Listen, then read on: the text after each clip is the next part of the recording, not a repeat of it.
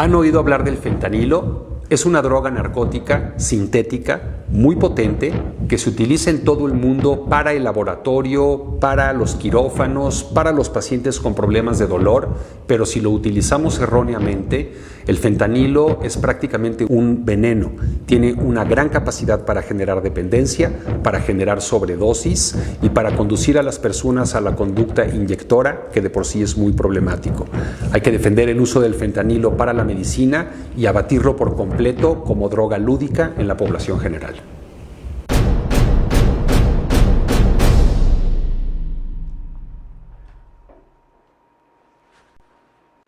Hola, muy buenas tardes a todas y a todos, personas que nos observan en la Ciudad de México, en el resto del país y posiblemente fuera de nuestras fronteras.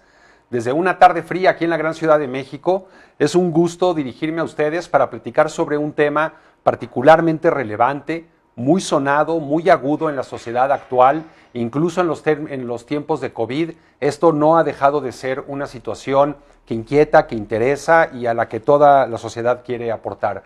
Hablaremos sobre la terapéutica cannabinoide. Mi nombre es Gadi Savicki y soy el actual comisionado nacional contra las adicciones.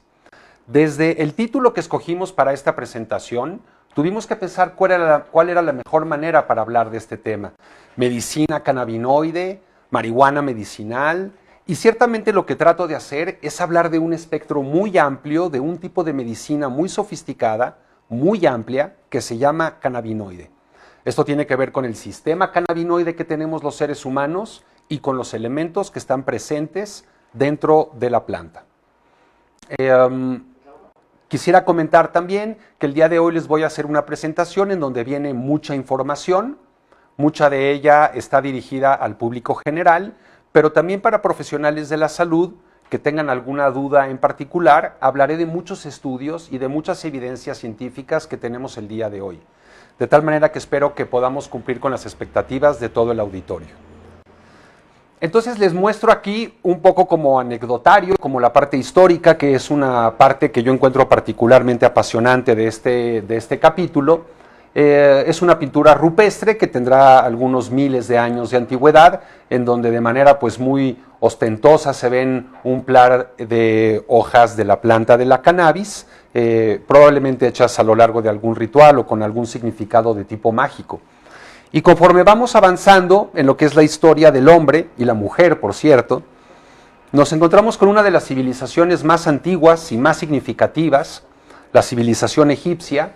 Y aquí tenemos a Horus, una de las deidades más importantes, el ojo en el cielo, el ojo que todo ve, y que está recibiendo unas flores de cannabis por parte del faraón.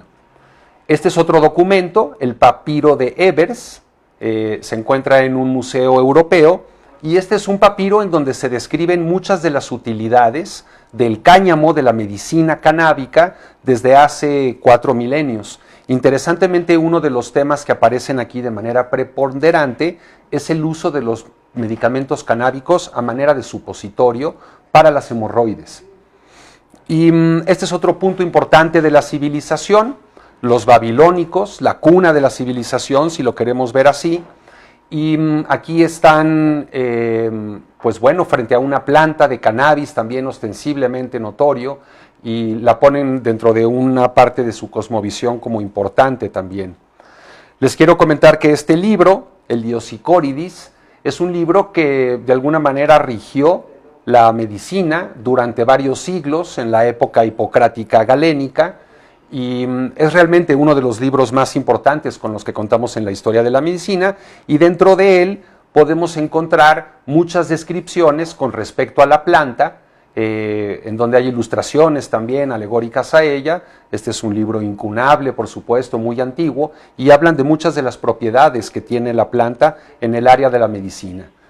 Este es una ilustración que proviene de la farmacopea árabe, también es una planta macho de la cannabis, y aquí está representada de manera muy hermosa, artística, con todo y raíz.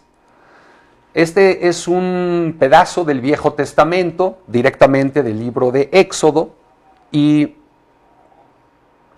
ustedes me tienen que creer que en este lugar está descrita una palabra que se llama Canebosem, y que significa la caña del perfume. Esta caña del perfume es la planta de la cannabis y junto con acacia, canela dulce, aceite de olivo, se preparaba el aceite con el que se uncía, se hacía la unción a los reyes, al rey David, al rey Saúl. Muy probablemente en los tiempos de Jesús también se utilizara estos aceites para fines ritualísticos y son una planta que está presente directamente en el Antiguo Testamento. Llegando un poco más a nuestra época, las propiedades de la cannabis fueron utilizadas y fueron explotadas por muchas de la industria farmacéutica que el día de hoy sigue presente en nuestras vidas, y hasta el advenimiento de la aspirina, la cannabis era el analgésico más socorrido en todo el mundo. Ahora de pronto llegó un amigo, ¿no? En 1937, tiene ya casi 100 años, que fue uno de los arquitectos de la gran prohibición y de lo que yo le llamo el Blitzkrieg contra la marihuana.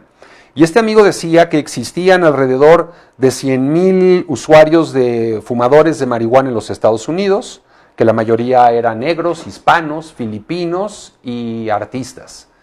Y que su música satánica, el jazz, el swing, era resultado de usar marihuana y que esta marihuana causaba que las mujeres tuvieran relaciones sexuales. Y bueno, yo sé que ustedes están riendo en casa, pero realmente bajo estos argumentos se prohibió el uso de la cannabis medicinal hace 80 años. Y para esto surgió una campaña, lo del fake news no es algo nuevo, se usó muy mala ciencia, escándalo, histeria, estigmatización, dogma, para tratar de enfrentar lo que eran los problemas que se derivaban quizás del uso de cannabis. Y aquí tenemos un póster de los 40, de los 30 también, muy alusivo, ¿no? ¿Qué tiene que ver una jeringa en el mundo de la marihuana? Pues un mensaje totalmente escandalizador y con afán nada más de asustar. Y finalmente también yo encuentro muy interesante esta ilustración, que es una mujer con su hija, que a lo lejos ve a la mafia italiana que surgió en la prohibición del alcohol en la década de los 30 del siglo pasado, y entonces es una madre con su hija que está diciendo: la prohibición al alcohol falló, por favor hagan algo al respecto. Y me llama la atención porque es ilustrativo de lo que ha sucedido con el caso de la niña Charlotte en Estados Unidos o de la niña Graciela en México, en donde unos padres y una niña buscando su medicamento de alguna manera representaron las primeras cuarteaduras en el gran monolito de la prohibición a la cannabis. El día de hoy, sin hacer por supuesto ningún tipo de comercial, yo les pongo algunas marcas muy genéricas. La cannabis se ha convertido en un negocio importante, tenemos muchos productos en muchas de sus presentaciones. Y quiero comentar también que hay algunas de estas imágenes que van a ver en la tele que vienen en inglés. Les pido una disculpa por no haber podido traducir por completo al español, pero me tomaré entonces el tiempo para hacer una breve traducción. Lo que quiero hacer aquí en este espectro del uso de las sustancias psicoactivas es que viene desde el uso benéfico, como probablemente podría ser, según algunos estudios, una copa de vino rojo al día para prevenir el infarto, o el uso de la cannabis medicinal. Y de ahí vamos pasando hasta un punto en donde el uso de las sustancias, claro que puede llegar al estado de la dependencia, en el caso de la cannabis también. Entre 7 y 9% de los usuarios de cannabis tendrán problemas relacionados con la cannabis. El resto será de mucho menor intensidad. Entonces, con esto quiero hacerles ver que la cannabis es tanto un veneno como una medicina, hablando de forma poética, ¿no? Depende de cómo lo usemos, cuánto lo usemos, para qué lo usemos. Ya desde hace 2 décadas prácticamente empezaron a haber movimientos en todo el mundo que pugnaban por permitir el uso de la cannabis, cuando menos como un medicamento. El día de hoy es interesante decir que hemos presenciado un día histórico. Se ha discutido en la Cámara de Diputados el dictamen de la cannabis y están sucediendo cosas muy importantes en nuestro país al respecto. Hemos caminado un largo trecho y bueno, efectivamente, ¿no? Como lo dijo la Suprema Corte de Justicia de nuestro país, prohibir una medicina es atentar contra los derechos humanos. Esta es una gráfica de cómo ha ido modificando el punto de vista de la población de cómo, qué opina la gente en torno a legalizar la cannabis para usos médicos. Y vemos que en 1989, pues la mayoría de la gente, 69, la mayoría de la gente hubiera estado totalmente en desacuerdo, nada más el 12% hubiera estado de acuerdo que se podía utilizar la marihuana como un medicamento. Probablemente ahí hubieran estado contabilizadas algunas de las abuelitas que ya usaban cataplasmas de cannabis. Y probablemente en la segunda década de este siglo vimos el punto de inflexión. El día de hoy en México, si le preguntamos a 100 mexicanos que salen de una estación del metro, más de 80 de ellos nos van a decir que están de acuerdo en el uso medicinal de la cannabis. Es muy importante tomar en consideración que no se deben de usar estos productos a menos de que haya realmente un experto asociado en ello. Cuando hablamos de menores de edad, de mujeres gestantes, es muy importante tomar en cuenta que el sistema cannabinoide se empieza a desarrollar desde la tercera semana de gestación en las mujeres y por eso no queremos influir sobre este sistema cuando una mujer está teniendo a un bebé en su vientre. Evidentemente, cuando hay personas que conducen, cirujanos en los quirófanos, pilotos de avión, pues no queremos de que tengan un estado en donde no estén al 100%, porque tienen muchas personas en sus manos, la vida de muchas personas. Y también tenemos que tener mucho cuidado con pacientes psiquiátricos, con psicodiagnósticos mayores, como esquizofrenia, bipolaridad, epilepsia, porque probablemente están recibiendo mucha medicación y con algunas de las tipos de cannabis, de marihuana que tenemos el día de hoy, que son muy potentes, sí podemos ver exacerbarse muchos de esos problemas. Se han argumentado al día de hoy muchísimos usos de este sistema cannabinoide. La artritis reumatoide, cuestiones de incontinencia, la enfermedad de Crohn, de CUSI, del intestino grueso, problemas de apnea de sueño, de hipertensión, coadyuva con el tratamiento de VIH, el síndrome de Gilles de la Tourette, el dolor crónico, la amiotrofía lateral esclerosante, la esclerosis múltiple, un tipo de tumores en el cerebro que se llaman gliomas, la demencia tipo Alzheimer y otros tipos de demencia, la fibromialgia, la distonía muscular, la hepatitis C, la diabetes, algún tipo de prurito, la osteoporosis. En fin, hay muchísimos usos que probablemente algunos de ellos no vayan a sobrevivir la prueba clínica. Ahorita se está, digamos, explotando una gran beta, una oportunidad que se ha encontrado, pero falta todavía con el tiempo de que lo que ya sabemos con bastante rigor científico se vaya solidificando y vaya permeando a la práctica médica diaria. Este es un esquema rudo, grosero, no es muy exacto, de cómo de los elementos que hay en la planta, quiero decir que la planta de la cannabis tiene más de 500 moléculas con cierto valor biológicamente activo, y la más importante de ellas, por lo menos en lo que sabemos al día de hoy, y no por sí sola, sino que normalmente acompañada de otros compuestos, es una molécula que se llama cannabidiol y se esquematiza aquí en azul como CBD. Se le adjudican muchísimas propiedades de inmunosupresión, como ansiolítico, para la isquemia, para el espasmo, para la diabetes. Y tenemos otro tipo de moléculas cannabinoides, como el cannabigerol, el 9-delta-THC, que es, por cierto, el ingrediente activo de la planta, y que también en una combinación correcta puede ser un medicamento muy útil, sobre todo en pacientes, por ejemplo, con cáncer o con síndrome de Gilles de la Tourette.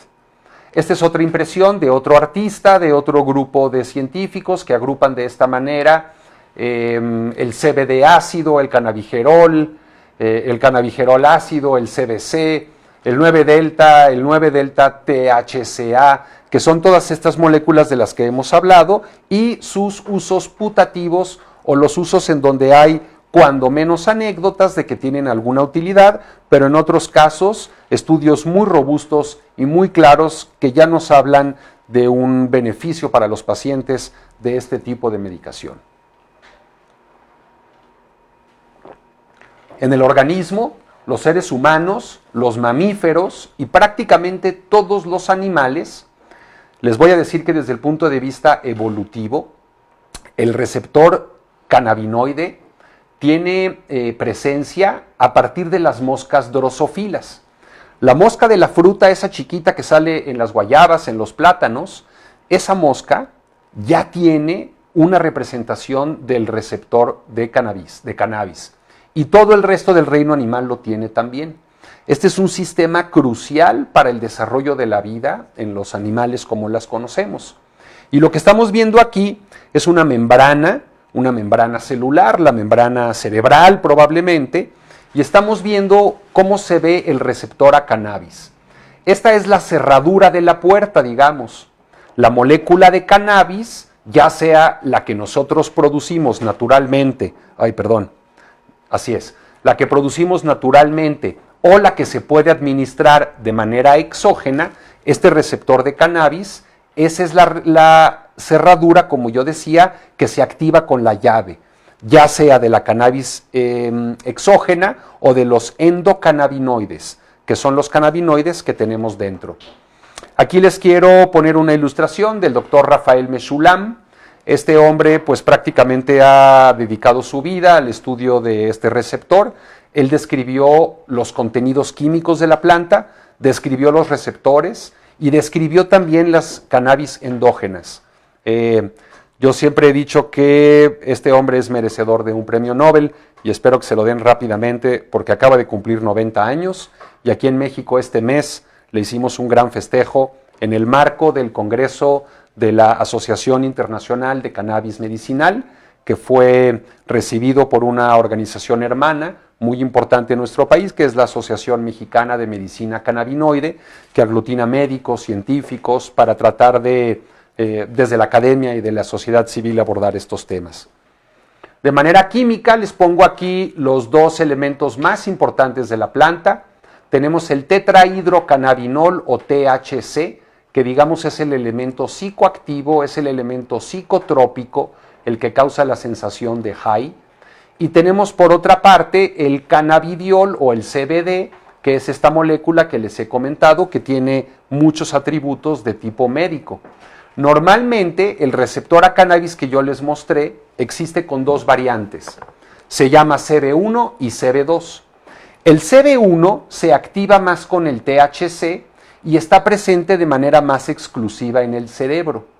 Y el CBD activa de manera predominante el receptor 2 y está distribuido también en muchas otras partes de nuestro cuerpo, como el vaso, la grasa que tenemos en el abdomen, etc. Y aquí lo que les estoy poniendo son los cannabinoides endógenos. Esto significa las marihuanas que produce nuestro propio sistema. Todos los seres humanos las tenemos, usen cannabis o no usen cannabis. Sabemos que dentro de nuestro organismo tienen funciones muy importantes para el estado de ánimo, el control de la temperatura, algunas cuestiones del sueño, del apetito, de la reproducción sexual. Y el día de hoy se conocen decenas de ellos. Aquí les estoy presentando algunos de los más importantes. El primero se llama anandamida, que es el primero que se descubrió y que significa aliento sagrado en un idioma sánscrito. Y el segundo se llama N-araquidonildopamina, que es uno muy importante también, y quiero comentar de manera adyacente que uno de estos compuestos fue descrito por un científico mexicano, el doctor Óscar Próspero García, quien también tuvo el cerebro suficiente para descubrir uno de estos ligandos que se están estudiando, como ya lo comentaba, en todo el mundo. Cuando nosotros ingerimos, fumamos, comemos, tomamos gotas de cannabis, esta entra a nuestro organismo y está de manera muy rápida presente en la sangre, está de manera muy rápida también presente en el cerebro y en casi todos los tejidos, sobre todo aquellos que tienen grasa.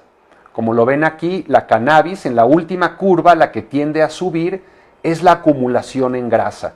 Y por eso cuando una persona que tiene dependencia a la cannabis deja de consumir, pues lo que sucede es que no tiene un síndrome de abstinencia abrupto, porque la grasa va liberando un poco de esta cannabis almacenada que termina finalmente por evitar un síndrome de abstinencia severo, como lo comentaba. Probablemente algunas de estas imágenes las voy a pasar un poco más rápidamente para no estar demasiado técnico.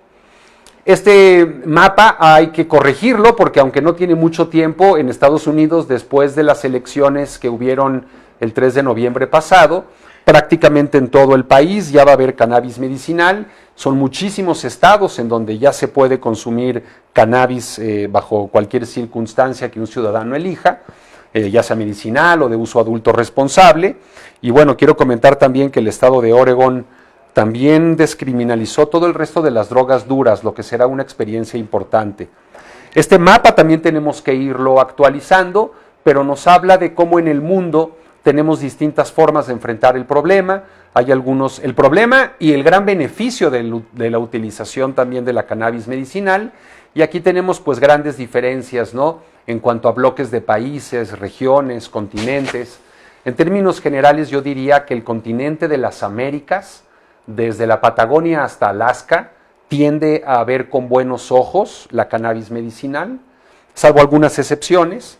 El continente europeo también es pro cannabis medicinal, en especial los países que conforman la Unión Europea, pero todavía hay mucha dificultad para meter en este ramo de la investigación y de la medicina a los países asiáticos, al mundo árabe, a la Federación Rusa y al continente africano.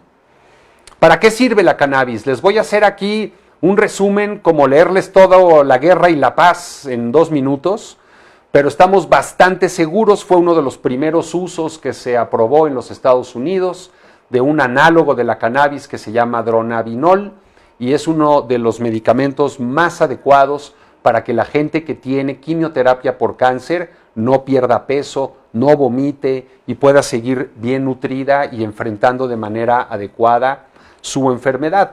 Para esto existe el dronabinol, pero también la cannabis como planta tiene un efecto muy claro para este tipo de padecimiento.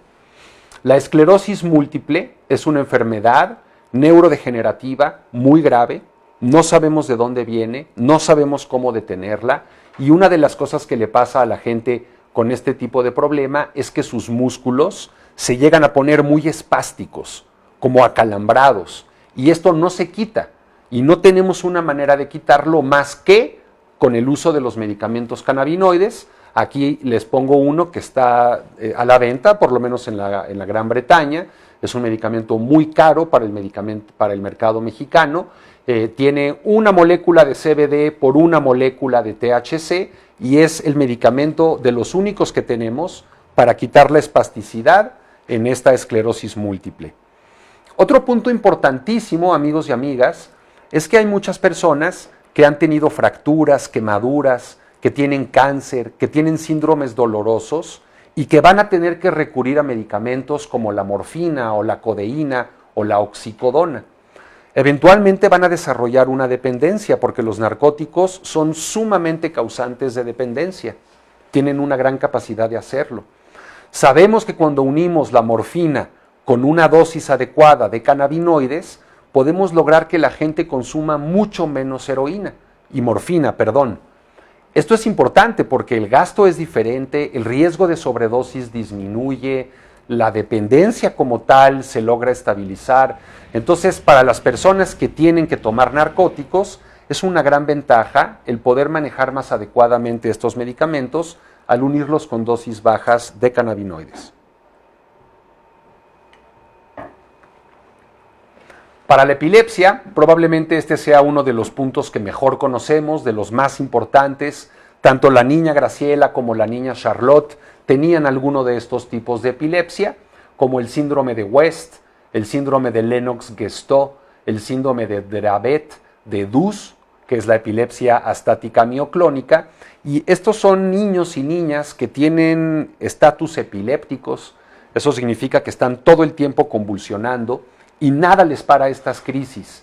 Y lo que empieza a suceder cuando les damos los medicamentos cannabinoides realmente tiene una característica casi milagrosa que yo he presenciado y que fue uno de los elementos que a mí me hicieron claramente convencerme de la utilidad de estos medicamentos.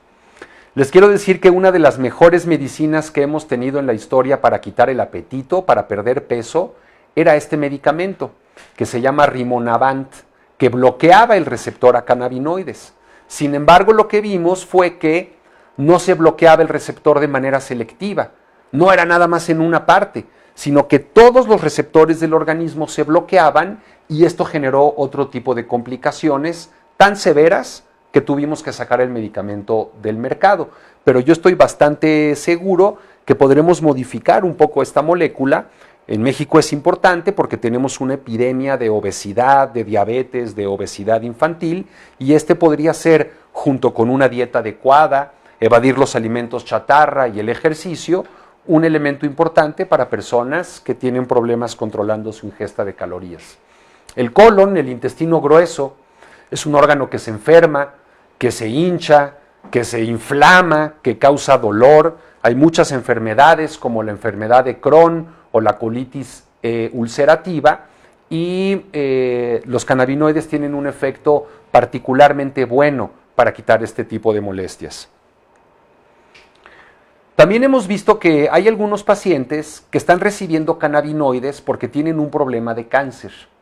Y al principio nosotros pensábamos que a esos pacientes les iba mejor porque a la hora que pueden comer sin vomitar, que pueden acumular peso, que pueden estar mejor nutridos, tienen una mejor evolución del cáncer. Sin embargo, nos dimos cuenta que había algunos casos en donde también notábamos una reducción en el tamaño de la tumoración. Esto es algo que está en estudio. Yo les quiero decir a todo el público que el día de hoy es prematuro decir que la cannabis cura el cáncer, pero en algunos cánceres, en algunos casos, sí hemos notado que puede tener una influencia muy notoria en la evolución de la enfermedad. También para el asma, que es una enfermedad importante, respiratoria, como de tipo alérgico, diría yo, los cannabinoides tienen la capacidad de modular la respuesta inmune, y por eso también hemos visto que hay reportes y algunos pacientes que dicen que su asma mejora con los productos cannabinoides. Hay también una enfermedad muy importante que da en el globo ocular, en los ojos, y se llama glaucoma. Tenemos de dos tipos, glaucoma abierto y glaucoma cerrado. El glaucoma abierto se debe de tratar, pero no genera grandes problemas a largo plazo. Sin embargo, el glaucoma de ángulo cerrado es un problema que termina por generar ceguera en la gente, en las personas, y esto se causa porque la presión intraocular, la presión de los coloides que están adentro del globo ocular, se eleva demasiado. Y sabemos que los cannabinoides disminuyen la presión intraocular. ¿Qué pasa si hablamos de lo psiquiátrico? Quiero recordarles al atento público, amable público que nos está escuchando, yo soy psiquiatra, inofensivo quiero decir, pero soy psiquiatra, y entonces me interesa de manera, discúlpenme, me interesa de manera particular lo que tiene que ver con... listo. Me interesa de manera particular lo que tiene que ver con lo psiquiátrico. Entonces, los trastornos del neurodesarrollo, como por ejemplo el autismo, también es una parte prometedora de la medicina cannabinoide. Y aquí les hablo de un estudio, les voy a hablar de algunos estudios importantes, en donde se analizó cómo los jóvenes navegaban a través de 268 foros y cómo hablaban de su consumo de cannabis. Y llamó mucho la atención que el 25% de los chavos y las chavas que consumían cannabis decían que se sentían mejor del déficit de atención, contrario a lo que uno pensaría. 8% dijeron que se sentían peor, 5% dicen que pueden ser cualquiera de los dos, y 2% dijeron que no había un efecto. Pero en este estudio es muy interesante, en primer lugar, darnos cuenta cómo esta generación nos da la información a través de las redes, y en segundo lugar, que también puede tener una utilidad para el déficit de atención. La esquizofrenia es un trastorno psiquiátrico que padece entre el 1.1 y 1.4% de la población mundial, en cualquier lugar del planeta existe, y es una enfermedad que causa mucho sufrimiento, muy deteriorante. Tenemos medicamentos bastante efectivos para la esquizofrenia, pero causan síndrome metabólico o tienen efectos colaterales importantes, como el parkinsonismo. Entonces tenemos de pronto, súbitamente, un medicamento como el cannabinoide, que bajo este artículo de revisión, en donde se dieron los estudios de microscopios, de animales, de medicamento, con pacientes, con datos epidemiológicos, se postula que el CBD tiene propiedades antipsicóticas. Ahora, de manera interesante, también sabemos que el THC, la parte psicotrópica, la parte que causa el estado de intoxicación, digamos, de la planta, también puede llegar a generar psicosis. Y se ha investigado, en este estudio se habla de ello, de cómo cuando ponemos el mismo CBD frente a una persona que tuvo psicosis por THC, podemos manejar estos síntomas psicóticos, que son, por ejemplo, el escuchar voces o el tener ideas delirantes, de paranoia, de que me están siguiendo, de que me están enviando mensajes, por ejemplo. Entonces tenemos suficiente evidencia para que investiguemos de manera muy agresiva, muy amplia, qué tanto efecto podría tener una buena selección de cannabinoides para la esquizofrenia en los humanos. Otra vez, para aquellos que tengan un interés, este es un estudio muy importante, se revisa una gran cantidad de estudios y lo que vemos es que existe una necesidad de mejorar los manejos para la esquizofrenia, tanto en la eficacia como en la tolerabilidad. Y una vez más, este grupo de investigadores, en este caso escandinavos, nos dicen que el sistema cannabinoide se postula como un muy buen flanco farmacológico. Aquí una vez más hablamos de las zonas del cerebro en donde se afectan cuando existe una psicosis y de cómo el CBD y el THC pueden significar dos moléculas que provienen de la planta y que generan un equilibrio dentro de este tipo de función cerebral. Este se los quería poner también de manera rápida. Una vez más, este es un estudio de 30 años de investigación de cannabis sobre las cuestiones de la esquizofrenia, de la psicosis, y en donde también los autores llegan a esa misma conclusión. También hemos visto que hay algún grupo de personas, esto se hizo a través de un estudio telefónico, en donde los usuarios de marihuana, una parte de ellos parecían tener menos síntomas depresivos. Hay algunas situaciones en donde la marihuana, la cannabis puede generar un estado semejante a la depresión, pero en algunos casos puede tener un efecto que aparentemente ayuda a mejorar el ánimo. Entonces se compararon usuarios de todos los días con usuarios que consumían una vez por semana y con usuarios que nunca habían utilizado. Una vez que hicimos toda la matemática necesaria, nos dimos cuenta que los usuarios de una vez por semana estaban menos deprimidos y tenían más afectos positivos que los sujetos que nunca habían consumido. Cuando lo veíamos por separado, nosotros lográbamos notar que los usuarios medicinales estaban más deprimidos que los usuarios recreativos y tenían más síntomas en su cuerpo.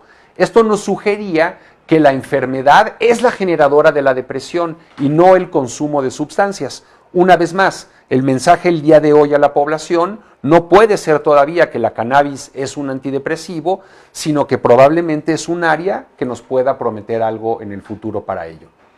La ansiedad son los grupos de padecimientos que más consultas causan en los hospitales y en los consultorios psiquiátricos, y este grupo de investigación del Dr. Blessing nos dice que el cannabidiol tiene un potencial importante para tratar estos asuntos de ansiedad. De la misma manera, en algún caso, esto es un caso nada más, fíjense, se logró documentar que un paciente se le dio el dronabinol del que yo les hablaba hace unos momentos y se le logró controlar una enfermedad obsesivo-compulsiva.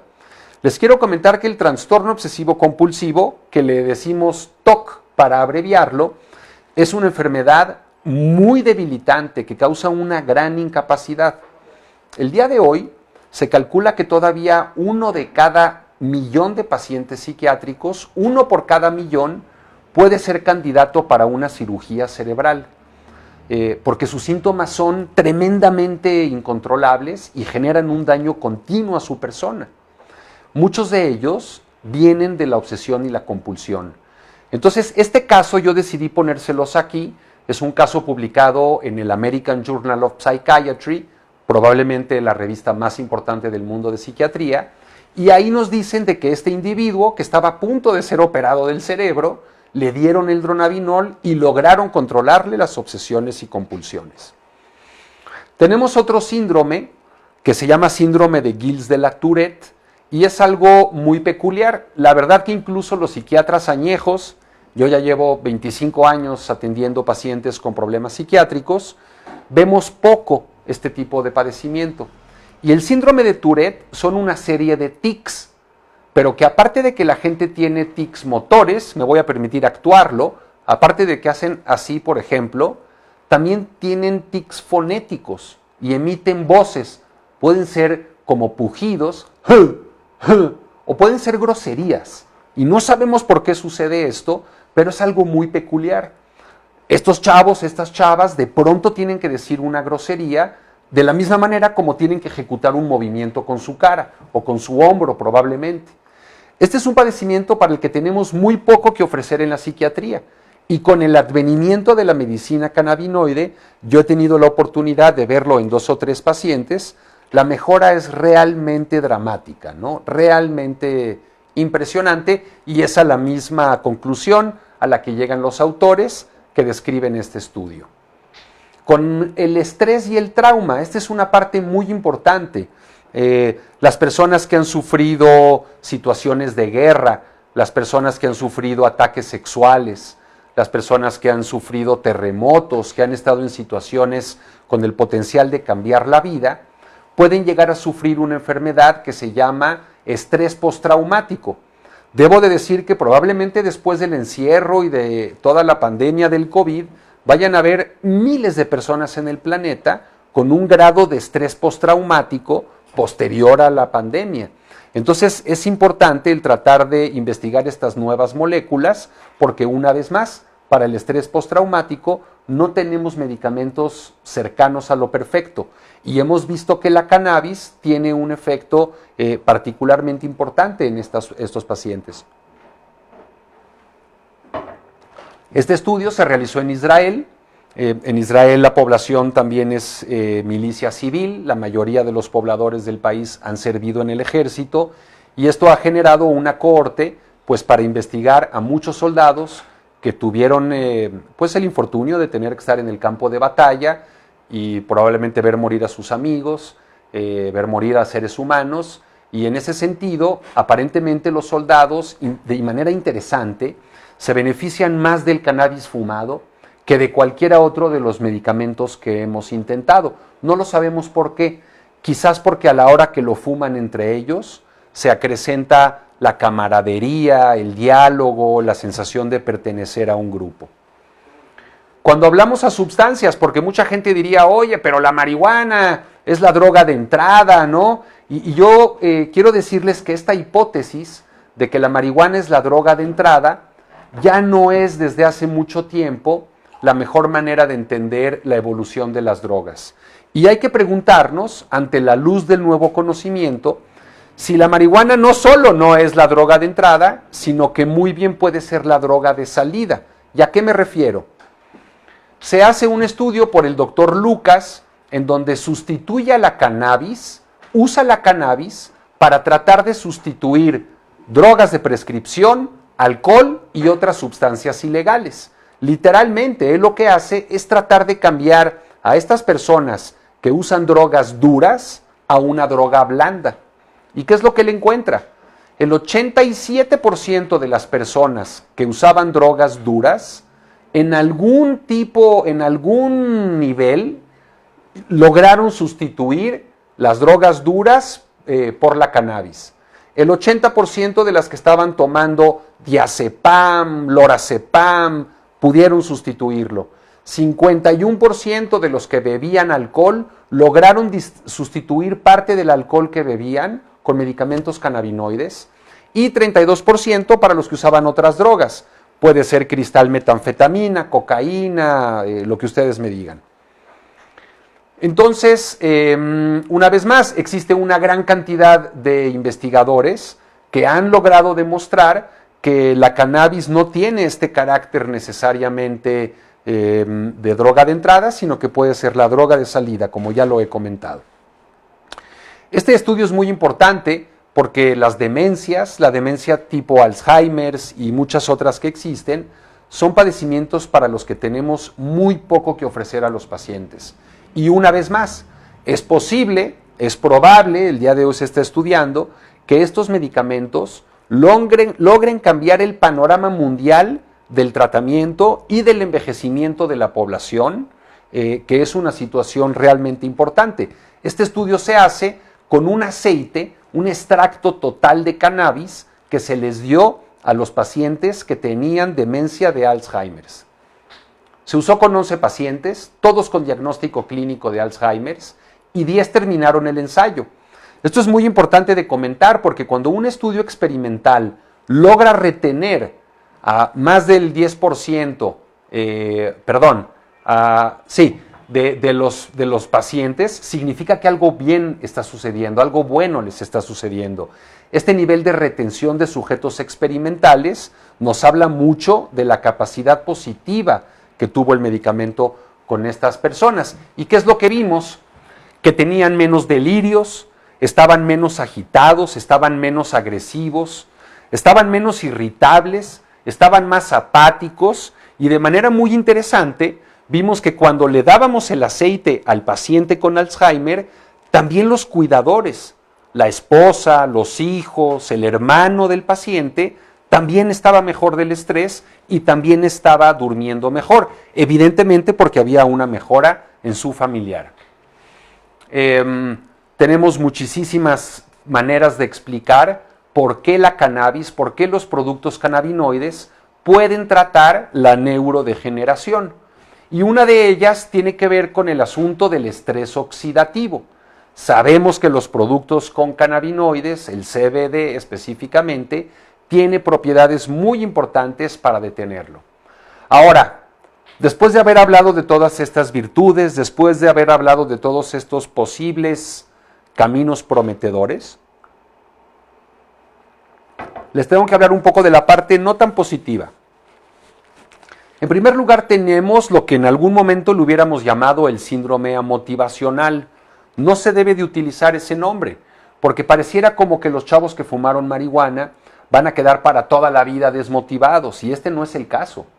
Lo que tenemos es un chavo o una chava que desde que amanece se pone a fumar mota y está todo el día fumando mota y pues está frito el amigo, ¿no?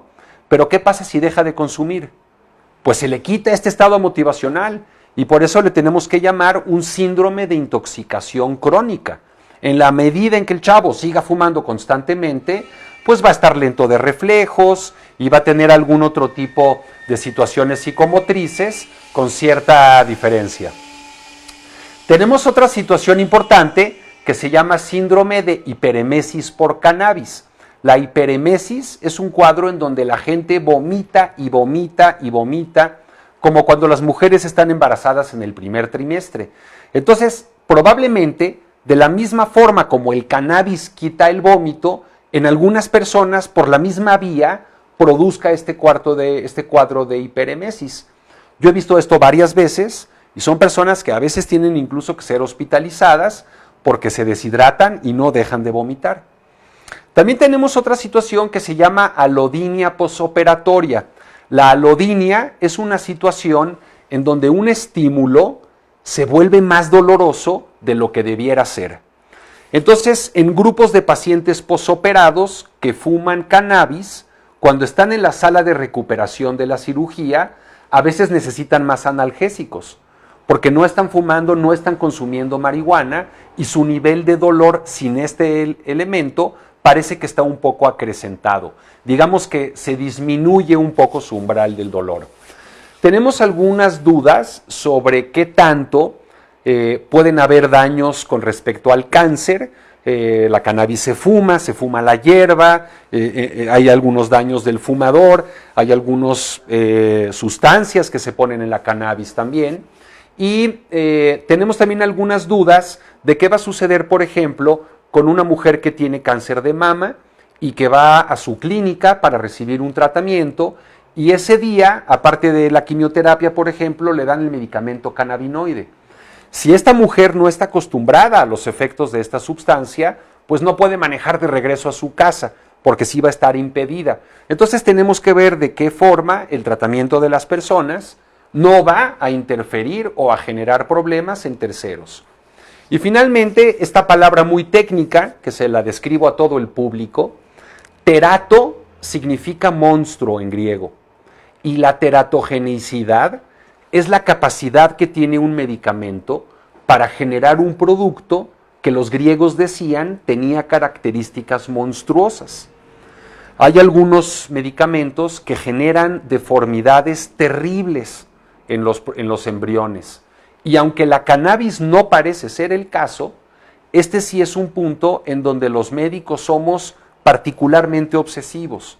No nos podemos permitir el generarle un daño a una mujer que está gestando a un bebé, y por eso antes de utilizarse en una mujer gestante necesitamos todavía más investigación y estar muy seguros de lo que estamos haciendo.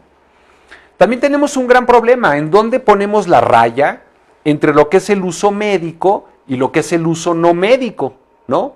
Porque a mí podría decirme una persona, doctor, yo trabajo 2 turnos y tengo que ir desde Chalco, tengo que ir hasta Coyoacán todos los días de lunes a sábado, le debo un montón de dinero a las tarjetas de crédito, todo lo que me prometen en la tele yo nunca lo voy a tener, se inunda mi casa. Y cuando llego a mi casa, doctor, siento que si fumo marihuana, como que me siento un poco más tranquilo, puedo contener un poco más esta realidad que aunque tenemos que resolverla, a veces no es fácil tragarla. Y estas personas, yo lo que veo es que diríamos que están usando un uso recreativo de la planta, que están haciendo un uso recreativo, pero yo también veo que están aliviando un sufrimiento personal.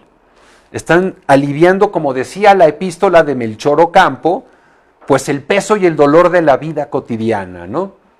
Entonces yo no estoy seguro si es un elemento medicinal ese o no. También tenemos otro gran problema, y esta es una de las cuestiones que más requieren de nuestra atención y de que como sociedad podamos encararlo todos con responsabilidad, con información, con libertad, es el que cuando exista ya un mercado regulado de cannabis en nuestro país, ese día surgirá un mercado negro para los jóvenes y adolescentes en quienes es muy problemático el uso de la cannabis. Tenemos que salir de una manera tautológica de pensar, porque nos han dicho mucho tiempo, la cannabis es una droga muy peligrosa. ¿Por qué? Bueno, porque es la responsable de la mayoría de los internamientos en los jóvenes. ¿Y por qué? Pues porque es una droga muy peligrosa. Y estamos en un círculo del que no salimos nunca y finalmente no conocemos la explicación real.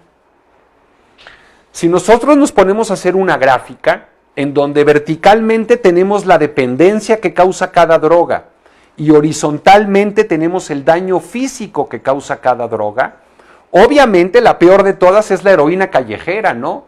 Le sigue la cocaína, le siguen los barbitúricos, y fíjense, en el grupo anaranjado de mediano peligro están el tabaco y el alcohol. La cannabis se coloca en el grupo amarillo, que la hace pues con un cierto riesgo de abuso y de daño a la salud y un cierto riesgo de daño físico, pero menor a muchas de las que normalmente pensaríamos son más nocivas. Este es un estudio gigantesco que se hizo en Inglaterra hace una década. Y este es el campo de batalla. Hay algunas personas que dirían que la cannabis es un veneno para el alma y entonces la cannabis tiene que ser criminalizada, tiene que ser prohibida.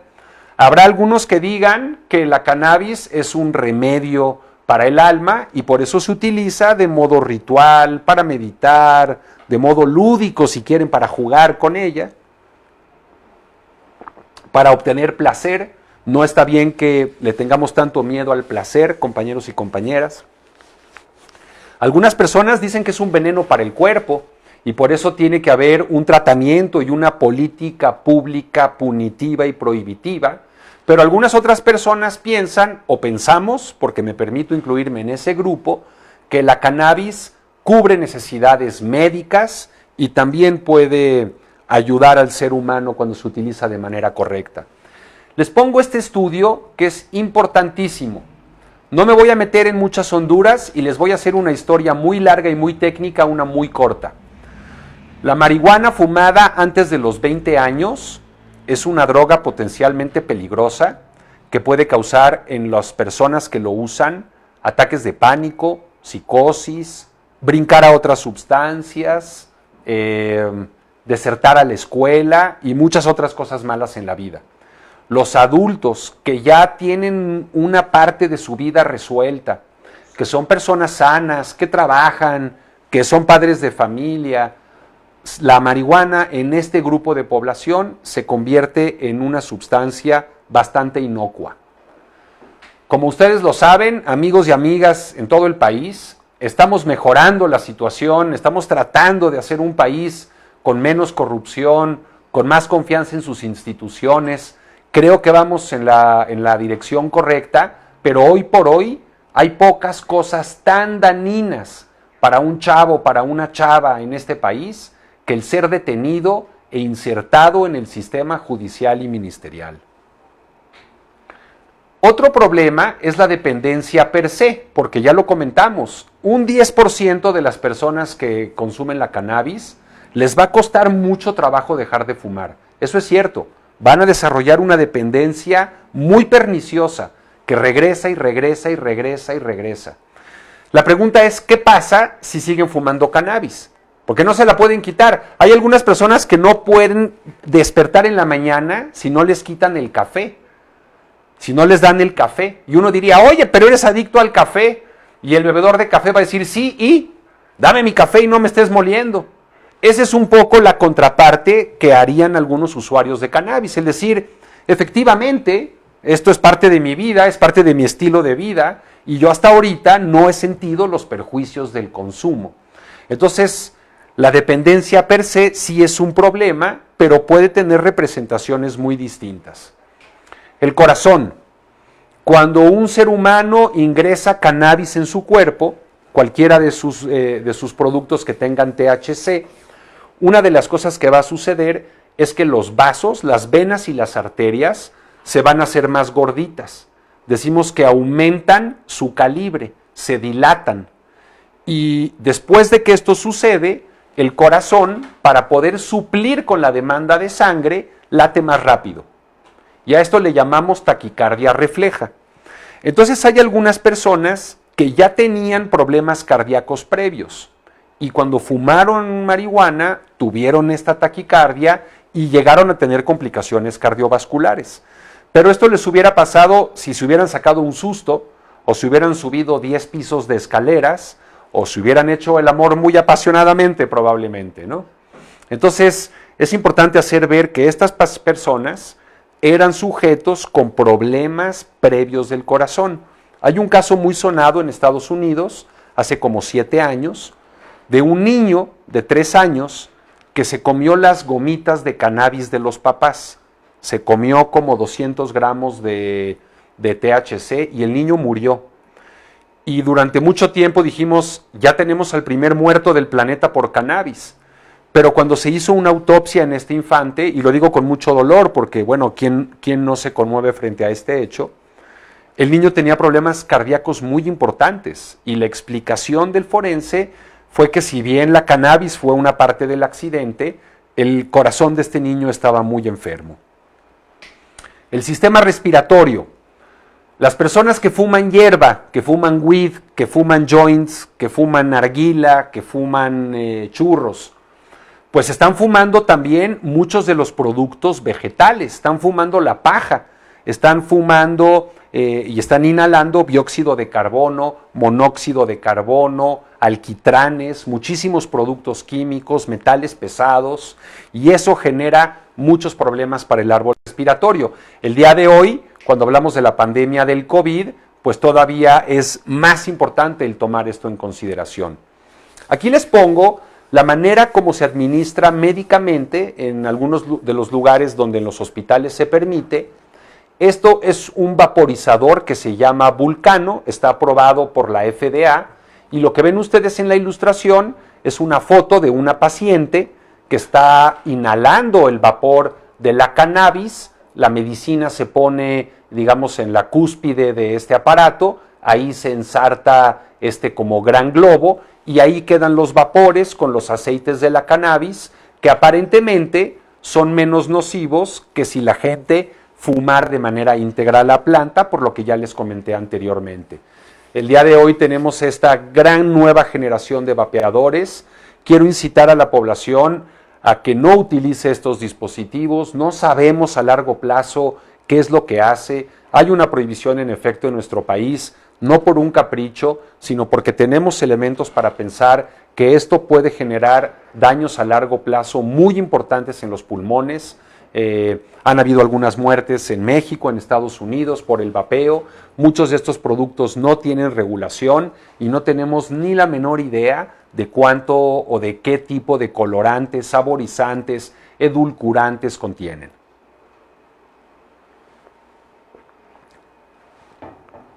Bueno, ya lo he comentado, seguramente una sustancia oleosa de tipo aceite que llega a los pulmones, se esperaría que pudiera tener alguna consecuencia nociva. También se ha hablado mucho del sistema endocrinológico. Mucho se ha hablado que las personas, los varones que fuman cannabis, tienen una disminución en los espermatozoides y algún otro tipo de cambios en las hormonas, como la prolactina y la testosterona. Sabemos que esto sí es cierto, pero esto lo que sabemos es que cuando estas personas dejan de consumir o cuando siguen consumiendo de manera crónica, los niveles normales de estas hormonas se recuperan por sí solos. Entonces, el día de hoy no hay una asociación directa entre la infertilidad masculina y la cannabis. Bien, déjenme, voy a brincar algunas de estas que son muy técnicas. Y ya estamos a punto de terminar. Les quiero hablar sobre los vehículos. Fíjense, cuando hablamos de la cantidad de muertos por uso de drogas, estos son los que tenemos en verde por cannabis, accidentes fatales de tráfico, qué presencia había de droga en el sujeto que chocó y que murió. El 1.83% era cannabis y el 23.24% alcohol, ¿no?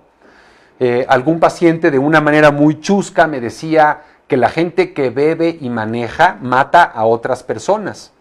Y las personas que fuman marihuana y manejan, se les pasa la salida del periférico.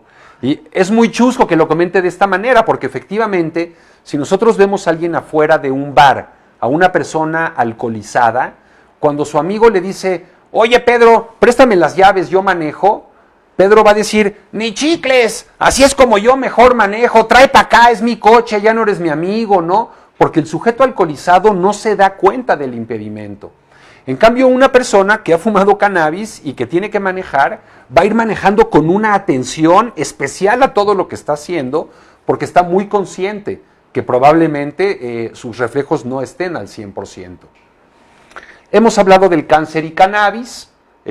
Una parte muy importante ahí tiene que ver con las sustancias que se les echan a la planta. Y por eso es tan importante que se regule el consumo, porque necesitamos saber qué hay en cada uno de estos productos. A la planta de la marihuana se le pone DDT, gramoxón, paraquat, organofosforados, nitrato de amonio, muchísimos químicos que sí tienen un efecto muy grave sobre la salud, y si tuviéramos un mercado regulado, pues podríamos normar y podríamos revisar qué es lo que hay en cada uno de los productos. Y por eso, si les ponemos una tabla de qué drogas tienen que ver con la muerte atribuible, el peso de la enfermedad, las muertes atribuibles directamente al tabaco son 480,000. Y sí, señores y señoras, en la historia de la humanidad, en ningún lugar del planeta, en ningún punto histórico, nadie ha muerto por una sobredosis de cannabis. Este es un libro que tuve oportunidad de colaborar en él por invitación del doctor Juan Ramón de la Fuente, ahorita nuestro embajador de la ONU, y él es un psiquiatra que tiene una mente abierta y ha favorecido mucho la investigación y el ampliar esta discusión frente a la sociedad. Lo edita el Fondo de Cultura Económica. Les hago el comercial porque los autores no llevamos regalías, pero realmente es un libro interesante para quien quiera profundizar. Les hablo también aquí de dos sitios a los que se puede entrar en el Internet. Uno de ellos es la Declaración de Viena, en donde decenas de miles de trabajadores de la salud estamos pidiendo a los gobiernos que se utilice a la ciencia para tomar las decisiones y no a la moral. Diría que igual que el COVID, las decisiones tienen que tomarse basadas en evidencias científicas, también el control de las sustancias y las políticas de drogas. Existe este otro organismo, la mayoría de ellos publican en inglés, pero algunos tienen también en español. Este es el de la Organización Internacional de Doctores por una Política de Drogas Saludable, que también es muy interesante lo que publican estos compañeros alrededor de lo que es pues esta nueva forma de enfrentar los problemas de drogas. Y con esto termino. Si hay ahí alguna pregunta, con todo gusto me pueden echar un correíto y con todo gusto trataré de contestar. Normalmente respondo a todo lo que me llega. Y pues ha sido muy placentero el estar esta tarde con ustedes. Espero haberles podido abonar algo de interés. Y bueno, les deseo a todos y a todas en casa que tengan un bonito fin de semana que se avecina. Se acerca el fin de año también y se acerca el final de la pandemia. Hemos aprendido como ciudadanos a resistir. Vienen un par de vacunas y espero estar próximamente en sus hogares haciéndoles llegar más información por parte de la CONADIC y de la Secretaría de Salud. Buenas tardes y gracias a todos por su atención.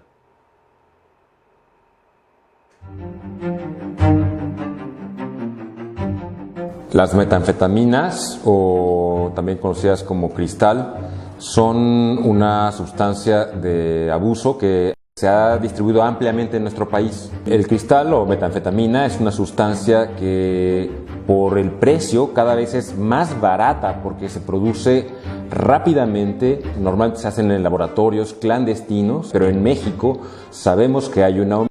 Esto propicia que el consumo se incremente y como es muy barato y como aumenta la actividad física y el estado de alerta, se consume cada vez más y más y más para trabajar, para hacer jornadas muy largas o cuidar a la familia o tener más horas manejando o para combinarla con otras sustancias. La metanfetamina es un riesgo importante para la incidencia de psicosis, especialmente durante la abstinencia después de dosis altas, para cambios en la nutrición, para cambios en el ciclo de sueño. La abstinencia también se relaciona con depresión, con ansiedad y cambios en la conducta. El grave problema de la metanfetamina es que además daña gravemente el árbol respiratorio y el sistema cardiovascular. Gobierno de México.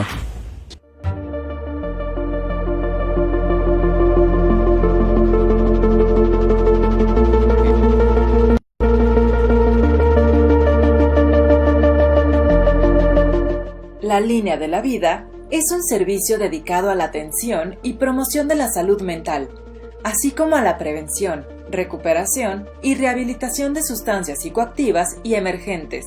Nuestro objetivo es brindar atención personalizada a toda la población, sin distingos, incluido todo el personal de salud que en este momento en particular necesita todo el apoyo que les podamos brindar durante los 365 días del año. El apoyo es multicanal, vía telefónica, redes sociales y presencial, de manera profesional y con calidez. Además, se favorece el acceso a otros servicios de salud especializados mediante derivaciones a quien lo necesite. Gobierno de México.